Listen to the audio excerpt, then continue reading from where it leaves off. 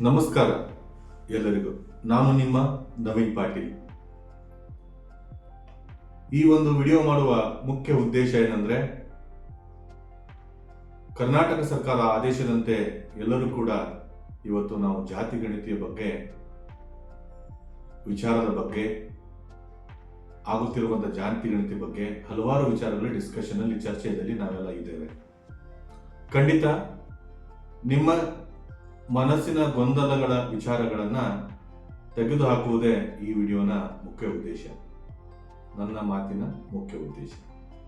ಹಾಗಾದ್ರೆ ಏನು ಬಂಧುಗಳೇ, ನಾವು ನಾವಾಗೇ ಇರಬೇಕು ಹೊರತು ಪರರ ಮಾತಿನ ಪಾಲಾಗಬಾರದು. ಈ ಮಾತಿನ ಮೂಲಾಂಶ ಏನಂದ್ರೆ, ಜೈನ ಧರ್ಮ ಎಲ್ಲ ಧರ್ಮಗಳ ತಾಯಿ ಬೇರು, ಮೂಲ ಬೇರು. ಇಂತಹ ಧರ್ಮದಲ್ಲಿ ಹುಟ್ಟಿರುವಂತಹ ನಾವುಗಳೇ ಪೂರ್ವ ಜನ್ಮದ ಪುಣ್ಯ ಮಾಡಿರುವಂತಹ ವ್ಯಕ್ತಿಗಳು. ಹೌದು, ಜೈನ ಧರ್ಮದಲ್ಲಿ ಹುಟ್ಟಲು ಅವಕಾಶ ಕೊಟ್ಟಂತಹ ಎಲ್ಲ ಭಗವಂತರಿಗೆ ನಾವು ಕೂಡ ಈ ಒಂದು ಸಣ್ಣ ನಮನಗಳನ್ನು ಕೂಡ ಯಾವಾಗಲೂ ನಾವು ಪ್ರತಿಯೊಂದು ಕ್ಷಣದಲ್ಲೂ ಕೂಡ ನೆನೆಸ್ತಾ ಇರಬೇಕು. ಅರಿಹಂತರನ್ನ, ಭಗವಾನರನ್ನ, ಮಹಾರಾಜರ ಆಶೀರ್ವಾದವನ್ನು ತಗೊಳ್ಳೋದರ ಮೂಲಕ ನಮ್ಮ ಈ ಧರ್ಮವನ್ನು ಕಾಪಾಡಲು, ಸಂರಕ್ಷಿಸಲು ನಾವು ಪಣ ತೊಡಲು ನಾವು ಸಿದ್ಧರಾಗಿರಬೇಕು. ಸರ್ಕಾರದ ಆದೇಶದಂತೆ ಆಗುತ್ತಿರುವಂತಹ ಜೈನ ಗಣತಿ ಆಗಿರ್ಬೋದು, ಜನಗಣತಿ ಆಗಿರ್ಬೋದು. ಏನಪ್ಪಾ ಇದರಲ್ಲಿ ವಿಶೇಷ ಅಂದ್ರೆ, ನೀವು ಉಪಜಾತಿಗಳನ್ನ ಹೆಚ್ಚಿಗೆ ಆಗಿ ಕಾಣುತ್ತಿರುವುದು ಎಲ್ಲರ ಮನಸ್ಸಿನಲ್ಲಿ ಚರ್ಚೆಯನ್ನು ತಂದೊಡ್ಡಿದೆ. ಖಂಡಿತ ನನಗೂ ಕೂಡ ಎಲ್ಲೋ ಒಂದ್ ಕಡೆ ನೋವುಂಟಾಗಿದೆ. ಆದರೆ ನಾವಾಗಿರೋಣ, ಸಮಸ್ಯೆಯನ್ನ ನಿಧಾನವಾಗಿ ಬಗೆಹರಿಸೋಣ. ಏನು ಈ ಮಾತಿನ ಅರ್ಥ ಅಂದ್ರೆ, ಜೈನ ಧರ್ಮದಲ್ಲಿ ಶ್ವೇತಾಂಬರ ಮತ್ತು ದಿಗಂಬರ ಎನ್ನುವಂತಹ ಮೂಲ ಎರಡು ಪಂಗಡಗಳನ್ನ ಮಾತ್ರ ಬಗ್ಗೆ ನಾವು ಯೋಚಿಸೋಣ. ಶ್ವೇತಾಂಬರ, ದಿಗಂಬರ ಎನ್ನುವಂತಹ ಪಂಗಡಗಳನ್ನ ಮಾತ್ರ ನಾವು ಯೋಚನೆ ಮಾಡುವುದರ ಮೂಲಕ ಸಮಸ್ಯೆಗೆ ಅಂತ್ಯ ಹಾಡೋಣ.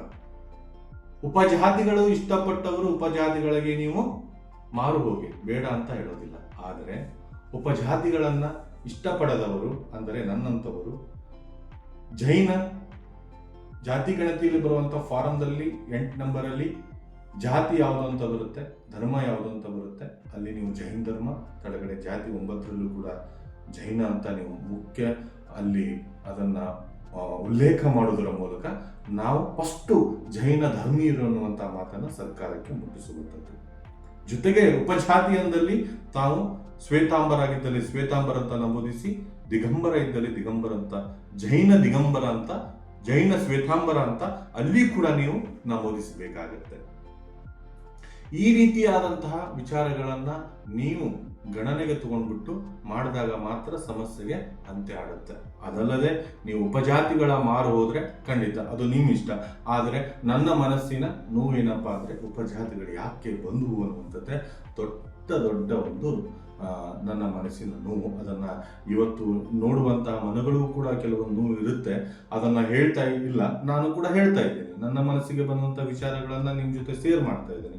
ಇದರಲ್ಲಿ ಏನಾದರೂ ಡೌಟ್ ಇದ್ರೆ, ತಾವು ಕೂಡ ಸಮಸ್ಯೆಗಳಿದ್ರೆ ನನಗೆ ಕಮೆಂಟ್ ಮಾಡುವುದರ ಮೂಲಕ ಅಥವಾ ಕಾಲ್ ಮಾಡೋದ್ರ ಮೂಲಕ ತಮ್ಮ ಭಾವನೆಗಳನ್ನ ನನ್ನ ಜೊತೆ ಹಂಚಿಕೊಳ್ಬಹುದು. ಸ್ನೇಹಿತರೆ, ಜಾತಿ ಗಣತಿಯಲ್ಲಿ ಯಾವುದೇ ರೀತಿಯಾದಂತಹ ಗೊಂದಲಗಳು ಬೇಡ. ಇರುವಂತಹ ಪೂರ್ವಜರು ಪಾಲನೆ ಪೋಷಣೆ ಮಾಡಿಕೊಂಡು ಬಂದಂತಹ 2 ಪಂಗಡಗಳು, ಜೈನ ಧರ್ಮ, ಅದರಲ್ಲಿ ಶ್ವೇತಾಂಬರ ಮತ್ತು ದಿಗಂಬರ, ಇವೆರಡೇ ಸಾಕು ಅನ್ನೋದು ನನ್ನ ವಾದ. ಯಾಕಂದ್ರೆ ಇರುವಂತಹ ಸಮುದಾಯವನ್ನ, ಇರುವಂತಹ ಧರ್ಮವನ್ನ ನಾವು ಕಾಪಾಡಬೇಕಾಗಿದೆ. ಇದರ ಮೇಲೆ ಹಲವಾರು ದಾಳಿಗಳು ಈಗಲೂ ಕೂಡ ಆಗ್ತಾ ಇದ್ದಾವೆ. ಇಂಥ ಸಂದರ್ಭದಲ್ಲಿ ನಾವು ಮನಸ್ಸುಗಳನ್ನ ಒಡೆದು ಆಳುವ ನೀತಿಗೆ ನಾವು ಮಾರು ಹೋಗುವಂಥದ್ದು ಆಗಿದೆ ಅನ್ನುವಂಥ ವಿಚಾರ ಇಲ್ಲಿ ಬಹಳ ಸ್ಪಷ್ಟವಾಗಿ ನೋಡುವ ಮೇಲ್ನೋಟಕ್ಕೆ ಕಾಣ್ತಾ ಇದೆ. ಹಾಗಾದ್ರೆ ನಾವು ಅದಕ್ಕೆ ಅವಕಾಶವನ್ನ ಕೊಡಬಾರದು ಅನ್ನುವಂಥದ್ದೇ ನನ್ನ ಈ ಮಾತಿನ ವಾದ, ನನ್ನ ಈ ಮಾತಿನ ಅಂಶ. ಜೊತೆಗೆ ಇಂಟರ್ನ್ಯಾಷನಲ್ ಜೈನ್ ಯೂತ್ ಫೋರಂನ ಸಂಘಟನೆಯು ಬಹಳ ನೀವು ಅದನ್ನು ರಿಸೀವ್ ಮಾಡ್ಕೊಂಡಿದ್ದೀರಾ, ನಿಮ್ಮ ಮನೆಯಲ್ಲಿ ಅದರ ಬಗ್ಗೆ ಯೋಚನೆಯನ್ನು ಕೂಡ ಮಾಡ್ತಾ ಇದ್ದೀರಾ. ಈ ಸಂಘಟನೆ ಯಾವ ರೀತಿಯಾಗಿದೆ, ಈ ಸಂಘಟನೆಯ ವಿಶೇಷ ಏನು ಅನ್ನೋದ್ರ ಬಗ್ಗೆ, ಜೊತೆಗೆ ಯಾವುದೇ ಒಂದು ವಿಚಾರ ಬಂದಾಗ ಅದರ ಬಗ್ಗೆ ಒಳ್ಳೆಯ ಮಾತುಗಳು ಇರುತ್ತೆ, ಕೆಟ್ಟ ಮಾತುಗಳು ಇರುತ್ತೆ. ಆದರೆ ಆಲ್ಮೋಸ್ಟ್ ನನಗೆ ಗೊತ್ತಿದ್ದ ಮಟ್ಟಿಗೆ ನನ್ನ ಸಂಘಟನಾಕಾರರು ನನಗೆ ಕೊಡುವಂಥ ಫೀಡ್ಬ್ಯಾಕಿನ ಮಟ್ಟಿಗೆ ಏನಾಗಿದೆ ಅಂದರೆ, ಇದರಲ್ಲಿ ತಾವು ಮಾಡ್ತಾ ಇರುವಂಥದ್ದು ಬಹಳ ಖುಷಿ ತಂದಿದೆ.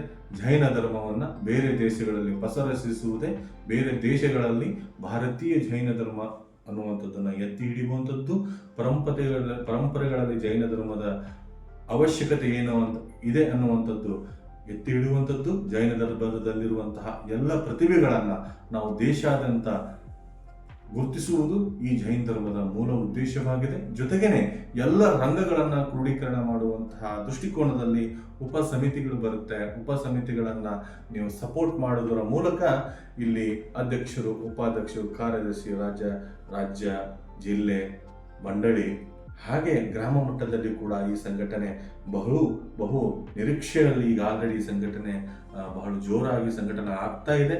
ಅದಕ್ಕೆ ಒಳ್ಳೆಯ ರೆಸ್ಪಾನ್ಸ್ ಕೂಡ ನಿಮ್ಮ ಹತ್ರ ಬರ್ತಾ ಇದೆ ಅನ್ನುವಂಥ ಮಾತಿಗೆ ನಾನು ಈ ಮೂಲಕ ಧನ್ಯವಾದಗಳನ್ನು ಹೇಳ್ತೀನಿ. ಅದೇ ರೀತಿ ಈ ಸಂಘಟನೆಯನ್ನ ಕೆಟ್ಟ ರೀತಿಯಾಗಿ ಕೂಡ ಕೆಲವೊಂದು ವಿಷ ಜಂತುಗಳು ಕಾಡ್ತಾ ಇದ್ದಾರೆ. ಖಂಡಿತ ಈ ಒಂದು ನಾಡು ಕಂಡಂತಹ ಕೆಲವೊಂದು ಘಟನೆಗಳಲ್ಲಿ ನೀವು ಆಗಲೇ ನೋಡಿರ್ಬೋದು. ಇತಿಹಾಸದ ಪುಟಗಳಲ್ಲಿ ಕೂಡ ತೆಗೆದು ನೋಡಿದಾಗ ಇದು ನಮಗೆ ಹೊಸದಲ್ಲ, ನನಗೂ ಕೂಡ ಇದು ಹೊಸದಲ್ಲ. ಆದರೆ ಇದು ನವೀನ್ ಪಾಟೀಲ್ನ ಕನಸಲ್ಲ, ಇದು ಎಲ್ಲರ ಜೈನ ಧರ್ಮೀಯರ ಕನಸು. ನೆನಪಿಟ್ಟುಕೊಳ್ಳಿ, ಇದು ಬರೀ ನವೀನ್ ಪಾಟೀಲ್ ಕಂಡಂತ ಕನಸಲ್ಲ, ಇದು ಕಾಣಲೇಬೇಕಾದಂತ ಕನಸು.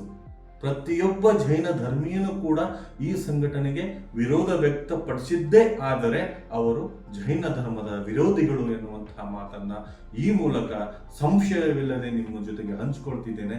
ಯಾಕಂದ್ರೆ ಈ ಒಂದು ಸಂಘಟನೆ ಒಂದು ತಾಲೂಕಾ ಮಟ್ಟಕ್ಕಾಗಿರ್ಬೋದು, ಒಂದು ಜಿಲ್ಲಾ ಮಟ್ಟಕ್ಕಾಗಿರ್ಬೋದು, ಒಂದು ರಾಜ್ಯ ಮಟ್ಟಕ್ಕೆ ಸಂಕುಚಿತವಾಗಿಲ್ಲ ಸ್ನೇಹಿತರೆ. ನಿಮಗೆ ಕೆಲವೊಂದು ವಿಚಾರಗಳನ್ನ ಡಿಸ್ಕಷನ್ ಮಾಡಿದಿರಿ ನಮ್ಮ ಸಂಘಟನೆಗಾರರ ಜೊತೆಗೆ. ಏನು ಸಂಘಟನೆಯನ್ನ ಮಾಡ್ತಾ ಇದ್ದಾರೆ ಅವರಿಗೆ ಅಡ್ಡದಾಗಿ ಕ್ವಶನ್ಗಳನ್ನ ಕೇಳಿದಿರಿ. ಅದು ಗೊತ್ತಿಲ್ಲ ಸಂಘಟನೆಯನ್ನ ಕೆಡಿಸುವ ಮಟ್ಟಕ್ಕೋ ಅಥವಾ ನಿಮ್ಮಲ್ಲಿರುವಂತಹ ಸಮಸ್ಯೆಯೋ.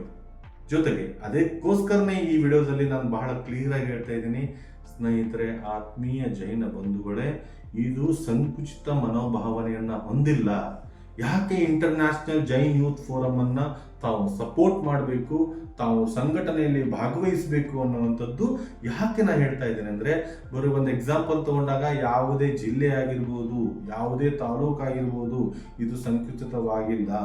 ಇದು ರಾಜ್ಯಾದ್ಯಂತ, ದೇಶಾದ್ಯಂತ, ಅಂತಾರಾಷ್ಟ್ರೀಯ ಮಟ್ಟಕ್ಕೆ ಹೋಗುವಂತಹ ಸಂಘಟನೆಯಾಗಿದೆ. ಅಂದರೆ ಯಾವುದೇ ಜಿಲ್ಲೆಯಲ್ಲಾಗಿರ್ಬೋದು, ಯಾವುದೇ ತಾಲೂಕಿನಲ್ಲಾಗಿರ್ಬೋದು, ಯಾವುದೇ ರೀತಿಯಾದಂಥ ಸಮಸ್ಯೆಯಾದಲ್ಲಿ ನಮ್ಮ ಸಂಘಟನಾಕಾರರು ಅಲ್ಲಿ ಮೊದಲು ಇರ್ತಾರೆ. ಆ ರೀತಿಯಾದಂತಹ ಸಿಸ್ಟಮ್ ಅನ್ನ, ಸಂಘಟನಾ ಒಂದು ಕಾರ್ಯವ್ಯಾಪ್ತಿಯನ್ನ ನಾವು ಹೊಂದಿದ್ದೇವೆ. ಇದಕ್ಕೆ ನಿಮ್ಮ ಆಶೀರ್ವಾದ ಈಗಾಗಲೇ ಸಿಕ್ಕಿದೆ. ಬರುವಂತಹ ಕಾರ್ಯಕ್ರಮಗಳಲ್ಲಿ ಜಿಲ್ಲಾವಾರು ಹಾಗೂ ತಾಲೂಕಾವಾರು ನಿಮಗೆ ಪದಾಧಿಕಾರಿಗಳ ಇಂಟ್ರೊಡ್ಯೂಸ್ ಅನ್ನ, ಅಂದ್ರೆ ಪದಾಧಿಕಾರಿಗಳನ್ನ ಪದಗ್ರಹಣ ಕೂಡ ನಾವೆಲ್ಲರೂ ನಿಮ್ಮ ಜೊತೆ ಮಾಡ್ತಾ ಇದ್ದೇವೆ. ಅಂತ ಸಂದರ್ಭದಲ್ಲಿ ಕೂಡ ಆ ವಿಡಿಯೋವನ್ನ ನಿಮ್ಮ ಜೊತೆ ಹಂಚ್ಕೊಳ್ತೇವೆ. ಆದಷ್ಟು ಮಟ್ಟಕ್ಕೆ ಈ ಒಂದು ಇಂಟರ್ನ್ಯಾಷನಲ್ ಜೈನ್ ಯೂತ್ ಫೋರಂ ಯುವಕರ ಮೂಲ ವೇದಿಕೆಯಾಗಿದೆ. ಈಗಾಗಲೇ ಗೊತ್ತಿರಬಹುದು, ಬೇರೆ ಬೇರೆ ಕಮಿಟಿಗಳಲ್ಲಿ ಹಳೆ ಕಮಿಟಿ ಇದ್ದವ್ರನ್ನೇ ನೀವು ತಗೊಳ್ರಿ ಅನ್ನುವಂಥದ್ದು ಇಲ್ಲ. ನಮ್ಮ ಸಂಘಟನಾಕಾರರು ಹೇಳೋದು ಒಂದೇ, ಯುವಕರಿಗೆ ಅವಕಾಶ ಕೊಡಿ. ಹಳಬರು ಹಿರಿಯರಾಗಿದ್ದೀರಿ, ನಮಗೆ ಆಶೀರ್ವಾದ ಕೊಡಿ. ಯುವಕರಿಗೆ ಅವಕಾಶ ಕೊಡಿ, ಹಳಬರು ಆಶೀರ್ವಾದ ಕೊಡಿ. ಧರ್ಮವನ್ನ ನಾವು ಕಾಪಾಡುವುದಷ್ಟೇ ಅಲ್ಲ, ನಿಮ್ಮ ಆಶೀರ್ವಾದದೊಂದಿಗೆ ಧರ್ಮ ರಕ್ಷಣೆಗೆ ನಾವು ನಿಲ್ಲಬೇಕಾಗಿದೆ. ಧರ್ಮವನ್ನು ಕಾಪಾಡಿದ್ದೀರಿ, ಅವತ್ತಿನಿಂದ ಇವತ್ತಿನವರೆಗೂ ಧರ್ಮವನ್ನು ಕಾಪಾಡಿಕೊಂತ ಬಂದಿದ್ದೀರಿ. ಆದರೆ ನಮ್ಮ ಮೂಲ ಜವಾಬ್ದಾರಿ ಧರ್ಮದ ರಕ್ಷಣೆಗಾಗಿ ನಾವು ಸೈನಿಕರಂತೆ ಭಾರತ ದೇಶದ ರಕ್ಷಣೆಗೋಸ್ಕರ ತಾಯ್ನಾಡಿಗಾಗಿ ಹೋರಾಡ್ತಿರುವಂತಹ ಸೈನಿಕರನ್ನ ನೀವು ನೋಡಿದಾಗ ಅದೇ ಒಂದು ಸಂದರ್ಭ ನಮ್ಮ ಜೈನ ಜಾತಿಗೆ, ಇವತ್ತು ಜೈನ ಧರ್ಮಕ್ಕೆ ಬಂದಿದೆ ಅಂದರೆ ಯಾವುದೇ ರೀತಿಯಾದ ತಪ್ಪಿನ ಮಾತು ನನ್ನ ಪರಿಕಲ್ಪನೆಯಲ್ಲಿ ಬರೋದಿಲ್ಲ. ಒಬ್ಬ ವ್ಯಕ್ತಿ ಈ ಜೈನ ಧರ್ಮದ ಬಗ್ಗೆ ಇಷ್ಟು ಪರಿಕಲ್ಪನೆ ಇಟ್ಟುಕೊಂಡು ಹೊರಟಂತ ವ್ಯಕ್ತಿಗೆ ನಿಮ್ಮೆಲ್ಲರ ಸಪೋರ್ಟ್ ಬೇಕಾಗಿದೆ, ನಿಮ್ಮೆಲ್ಲರ ಆಶೀರ್ವಾದ ಬೇಕಾಗಿದೆ. ಮತ್ತೊಂದು ಬಾರಿ ನಾನು ಹೇಳ್ತೇನೆ, ಜೈನ ಧರ್ಮದ ಕನಸು ಕಂಡಂಥ ವ್ಯಕ್ತಿ ನಾನಾಗಿದ್ದರೆ ಜೈನ ಧರ್ಮದ ಕನಸನ್ನು ನನಸುಗಳು ಮಾಡುವಂಥದ್ದು ನಿಮ್ಮೆಲ್ಲರ ಜವಾಬ್ದಾರಿ. ಕನಸನ್ನು ನನಸು ಮಾಡ್ತಿರೋ, ಕನಸನ್ನು ಸಸಿಯಲ್ಲಿ ಕಿತ್ತೊಗಿತಿರೋ ಅನ್ನುವಂಥ ವಿಚಾರವನ್ನು ನಿಮ್ಮೆಲ್ಲರ ಪಾಲಿಗೆ ಈ ಒಂದು ವಿಚಾರವನ್ನು, ಭಾವನೆಯನ್ನು ಬಿಡುತ್ತಾ ಮುಂದಿನ ವಿಡಿಯೋದಲ್ಲಿ ಮತ್ತೆ ನಾನು ನಿಮ್ಮನ್ನು ಮತ್ತೊಂದು ವಿಚಾರದ ಮೂಲಕ ನಿಮ್ಮ ಎದುರಿಗೆ ಬರ್ತೇನೆ. ಜೊತೆಗೆ ಮುಖ್ಯ ಉದ್ದೇಶ, ದೊಡ್ಡ ಕಾರ್ಯಕ್ರಮಗಳು ನಮ್ಮ ಇಂಟರ್ನ್ಯಾಷನಲ್ ಜೈನ್ ಯೂತ್ ಫೋರಮ್ನಿಂದ ಆಗ್ತಾ ಇದ್ದೇವೆ ಅನ್ನುವಂಥದ್ದೇ ಬಹುದೊಡ್ಡ ಸಂಗತಿ. ಮುಂದಿನ ಯಶಸ್ಸು ನಿಮ್ಮ ಜೊತೆಗೆ ಮಾದರಿಯಾಗುತ್ತೆ ಅನ್ನುವಂಥ ವಿಚಾರವನ್ನು ಹಂಚಿಕೊಳ್ಳುತ್ತಾ ಎಲ್ಲರಿಗೂ ಕೂಡ ಜೈ ಜಿನೇಂದ್ರ. ನಾವು ನಮ್ಮದೊಂದಿಗೆ ಬಾಳೋಣ, ನಾವು ನಮ್ಮ ಧರ್ಮದೊಂದಿಗೆ ಬಾಳೋಣ. ಧರ್ಮದ ರಕ್ಷಣೆಯೇ ನಮ್ಮ ಮೂಲ ಗುರಿ. ಇದು ನಿಮ್ಮ ಇಂಟರ್ನ್ಯಾಷನಲ್ ಜೈನ್ ಯೂತ್ ಫೋರಮ್ನ ಸಂಸ್ಥಾಪಕ ಅಧ್ಯಕ್ಷ ನವೀನ್ ಪಾಟೀಲ್. ಧನ್ಯವಾದಗಳು.